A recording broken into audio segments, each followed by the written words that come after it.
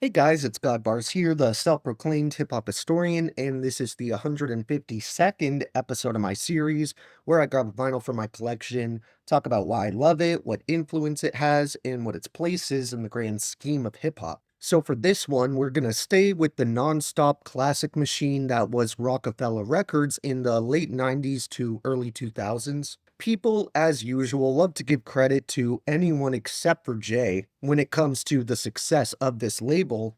But the truth of the matter is, when this titanic label was first founded, Hove was its only artist. Literally the one single artist on that roster at the time. Even today, with the most underground or sloppily ran labels you can find, odds are there's going to be more than one artist under their belt. You also have to remember that it isn't like Jay's debut was so successful that it made the idea of him being the only signee profitable. On the contrary, Reasonable Doubt really didn't have that much commercial success upon its initial release. What it did manage to do, however, was put Jay's name on the map regionally, and by proxy made DJs, producers, and fellow MCs behind the scenes take notice. He already had connections with some future affiliates by the mid 90s like Sauce Money, Jazzo, and even a couple producers like DJ Clark Kent and, of course, Ski, who really made his bones doing the instrumentals for Camp Lo. However, it was early signees like Memphis Bleak and Beanie Sigel here who helped carry the rock into the 2000s, along with LPs like Jay-Z's Volume 2, A Hard Knock Life, laying the foundation down for what would arguably become the label's golden era. But before Roc-A-Fella would expand its empire even further by signing dudes like Kanye West or Dipset, Beans had already been setting the streets on fire with his debut LP, The Truth. In fact, I actually believe the title track of this LP was the first single that Kanye ever produced for Roc-A-Fella, definitely the first hit. And the first instrumental that Just Blaze ever did for them also appears on this album. I actually originally didn't have this album in this 2000 set, as if you listen to it on streaming services, from my experience, you'll probably see it listed as a late 90s release. However, it ended up making this group through a technicality because it was originally slated to drop in fall of 1999, but it ultimately got pushed back to drop early into the next year. Of course, another feather in Beanie Siegel's cap was being the de facto leader of the collective's state property, where he also starred in the movie of the same name, which actually ended up pretty decent and successful, as have plenty of the solo releases and group projects that Beanie has done after this one.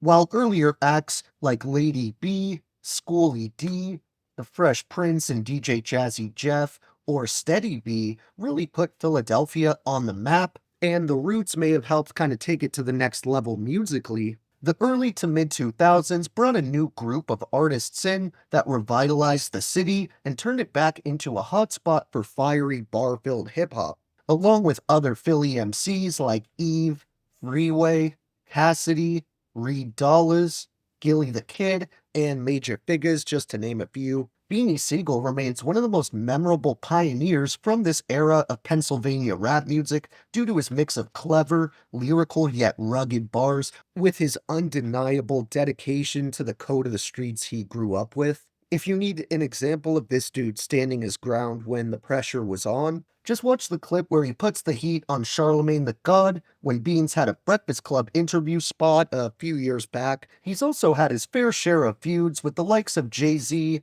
Jadakiss, and Meek Mill, which also saw him never back down in a different aspect, and he always delivered with scathing diss tracks. I actually think he's one of the only people who managed to not lose to Jadakiss when it comes to back and forth diss tracks. Unfortunately, while this gangster, 10 toes down lifestyle provided great material for his music and made him one of the more credible and believable rappers in the game, it eventually caught up with him through multiple means. He was arrested and imprisoned multiple times, and in 2006 he was shot during a robbery, which ultimately resulted in a collapsed lung, crippling his trademark rap voice. He has done a commendable job of overcoming this, but it's why when you listen to Beanie Sigel talk in any interviews currently, his voice sounds pretty strained and harsh, tragically kind of mirroring the situation that happened with the DOC and his car accident a good 15 years earlier. Luckily, Beanie gave us so much high quality content in the time he was active prior to the shooting that there really isn't any lack of bars to share, and the first set I wanted to quote from are the opening lines to the classic title track, which also doubles as an intro to the album. Beanie comes in setting the tone and energy for the entire LP with, "I hope you got an extra mic and a fire booth, 'cause you know I'm known to melt a wire or two. You need a fire engineer when I lay this blaze. I melt down cracks that's real to slaves. Hit the studio, jars of dro, bars to blow. Be Siegel with that arsenic flow. Fuck that, don't hold me back. I roll with crack. Y'all cats told Mac to rap. Y'all don't realize you released the beast untamed. Speech all flame, streets y'all blame. It should be an honor for y'all to speak my name. I could go before your honor, sit and peep my game." There's plenty of Roc-A-Fella affiliates and mutual friends from this time that show up on The Truth, including Eve, Scarface, Memphis Bleak, Emil, and of course Jay himself, who has a number of guest spots on here. Beanie Sigel has infectious and admirable chemistry with pretty much every MC he trades bars with, but the back and forth verses that Hope has with Beans on the third track are arguably the best to me. It's through this collaboration that we get a handful of pretty iconic J lines, including, "We don't complain, that's just how it be. I shuffle back against the ropes like Ali. I hustle through the alley, through the valley of the death, and I never play fair in the eyes of the ref.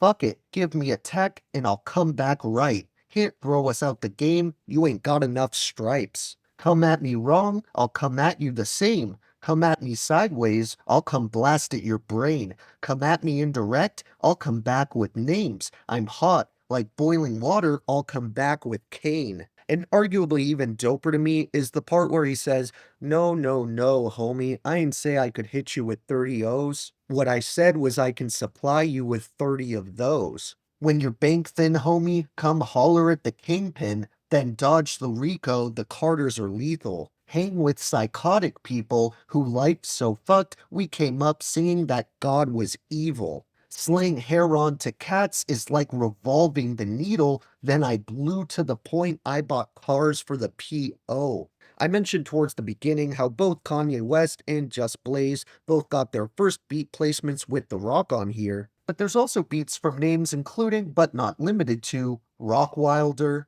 Buck Wild, Bink, Sam Snead, T-Mix, Lo-Fi, Prestige, and J5.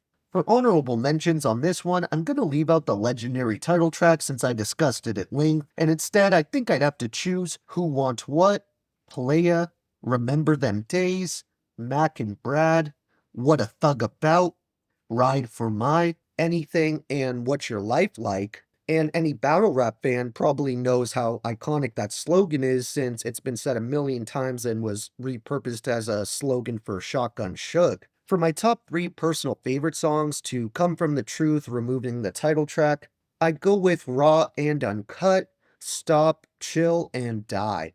Thank you for watching my 152nd video. Next time we're going pretty much as in the opposite direction of Beanie Sigel as we feasibly could go, yet we're staying in the exact same time period and even general area. So stay tuned in for that somewhat under the radar pick I have coming up. And if you enjoyed, be sure to like, subscribe, and let me know what your favorite moments are off Beanie's legendary debut here. Don't forget to have a great day, and I'll see you next time, okay? Alright.